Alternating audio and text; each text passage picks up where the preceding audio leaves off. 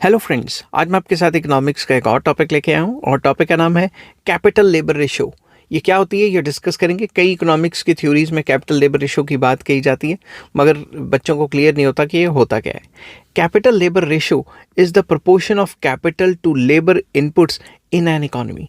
कि पूरी इकोनॉमी में कैपिटल और लेबर की रेशो क्या है, कितने परसेंट जो है कैपिटल और लेबर का रेशो है, उसे हम कैपिटल लेबर रेशो कहते हैं। सिंपल वर्ड्स में, मान लो आपने कोई प्रोडक्शन एक्टिविटी की तो उसमें कैपिटल टू लेबर रेशो का मतलब होता है कि कितने परसेंट कैपिटल है पर यूनिट ऑफ लेबर। ठीक है, कि एक लेबर के बदले कितना कैपिटल आ जाता है। ठीक है, if capital inputs in the economy increase over time at the same rate as the labor input, then the capital labor ratio remains unchanged.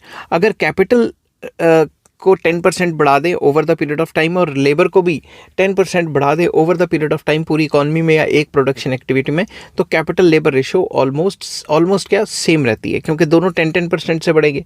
समझिए बात।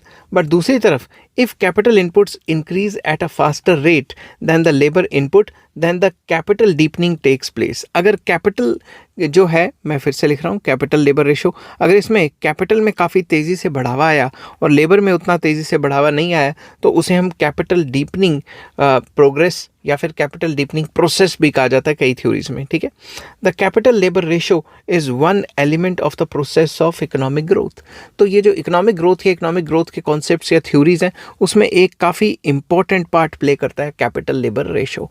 तो जो कैपिटलिस्ट कंट्रीज़ हैं उसमें कैपिटल लेबर रेशो हाई रहती है, और दूसरी तरफ जो मतलब अंडर डेवलप्ड या डेवलपिंग कंट्रीज़ हैं उसमें कैपिटल लेबर रेशो लो रहती है। आई होप ये वीडियो आपको पसंद आई होगी। अगर पसंद आती है तो please like, share and subscribe. Take care, bye bye.